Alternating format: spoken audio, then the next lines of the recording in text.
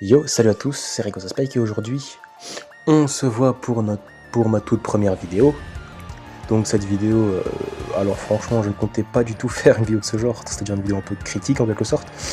Cependant, après avoir vu ce qui s'était passé, après avoir observé un certain youtubeur, j'ai eu l'idée de faire cette vidéo pour, entre guillemets, ou même carrément, dénoncer des faits.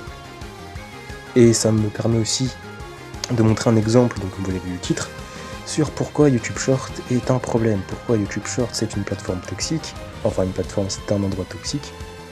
Donc effectivement le sujet de cette vidéo sera bien le youtubeur en question, et au passage n'allez vraiment pas la suite, ça ne sert à rien. Cependant ma petite critique slash analyse sur lui me permettra donc de conclure sur YouTube Short et le problème que j'essaye d'aborder dans cette vidéo. Enfin bref, ne tardons pas et commençons. Donc vous ayez un peu le contexte, je me baladais tranquillement sur YouTube Short et je tombe sur la vidéo du youtubeur Mash. Mash est un youtubeur Pokémon et sa vidéo s'intitule Ash is one of the biggest bully. Donc Sacha est un des plus gros, durs, caïd, un peu tout ce que vous voulez. La vidéo est très cool, hein, franchement, un beau montage, les effets sonores sont assez marrants, et puis surtout les tournures de phrases sont vraiment marrantes.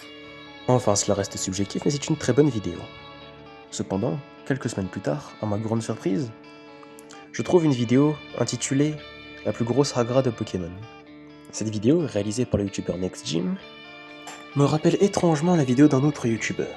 Vous voyez où je veux en venir? Pas besoin d'un comparatif. En fait si, regardez. Ash is probably one of the biggest bullies you'll ever meet. That's because this is Casey. In her first day as a new Pokemon trainer, she foolishly challenged Ash to a friendly Pokemon match. Casey opened out with her low-level Pidgey she just caught 5 minutes ago. Meanwhile, Ash starts out with his f***ing Charizard. Sacha est probablement le plus grand harceleur de l'anime de Pokémon. Et ça parce que c'est Cathy. Et pour son premier jour en tant que dresseur, elle va devoir affronter Sacha. Lors du combat, il enverra 3 Pokémon, en commençant par Rokul qui vient de le capturer il y a vraiment 5 minutes. Tandis que Sacha commence par son putain de dragon feu. Évidemment, ça saute tout de suite aux yeux, c'est exactement la même vidéo, les mêmes tournures de phrases, les bruitages en moins. Ni une ni deux, je rédige un commentaire afin de prévenir au plagiat. Cependant, ce commentaire est visiblement masqué. C'est-à-dire que il n'y a que moi qui peux le voir. Mais les autres internautes ne peuvent pas le voir. Ainsi ne peuvent donc pas voir ma mise en garde. Je réécris donc un deuxième commentaire, supprimé aussi, puis un troisième, encore supprimé. C'est ainsi que je décide de faire cette vidéo.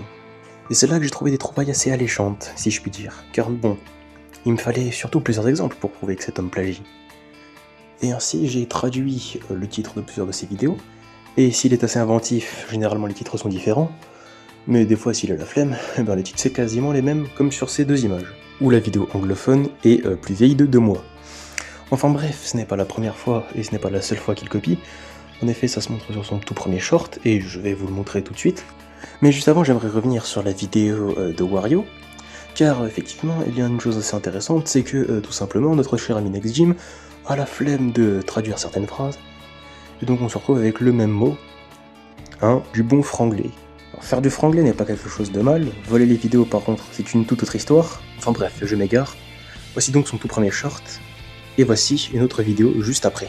Après avoir battu Red au Mont Argenté, complété toute Pokédex nationale et récupéré un des starters de la première génération, donné par le professeur Shen, vous pouvez après aller visiter Monsieur Pokémon pour recevoir un artefact légendaire qui est soit la gemme bleue ou la rouge en forme. New location. After beating Red on Mount Silver, obtaining the National Pokédex and one of the original starter Pokémon from Professor Oak, you can visit Mr. Pokémon to receive a legendary artifact, the blue or red orb, depending on which game you're playing. Et malheureusement tout ce travail, enfin ce copier-coller est gâché par le simple fait que la vidéo est mal traduite, en effet.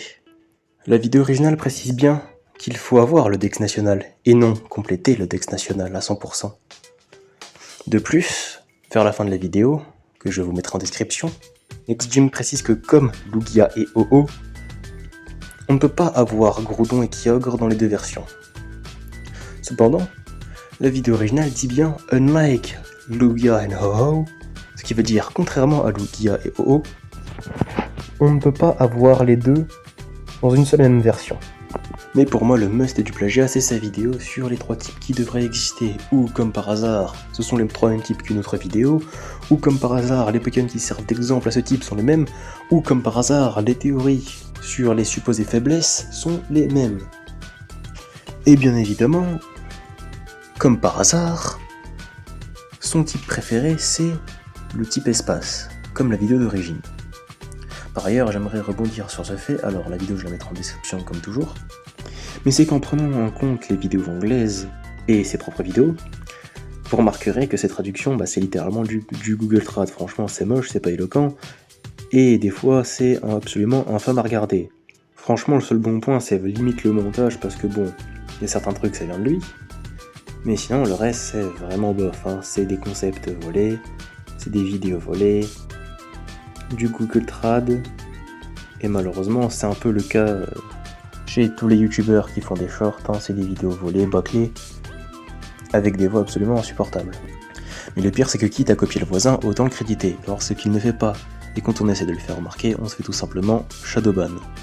Franchement quelque chose de très agréable, mais bon, j'ai envie de dire c'est monnaie courante chez ce genre de youtubeur.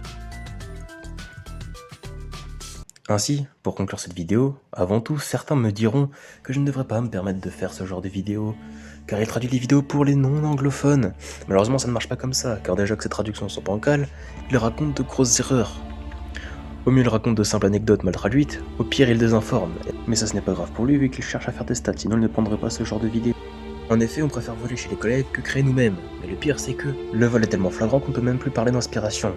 Alors oui, l'inspiration toujours fait partie de YouTube, cependant maintenant c'est comme si inspiration était devenue synonyme de plagiat. On préfère prendre l'entièreté d'un contenu fait à l'arrache plutôt que de créer un contenu de qualité. Et la limite de 60 secondes de YouTube Short n'est absolument pas recevable comme argument, car il existe des milliers de mots, des milliers de tournures de phrases.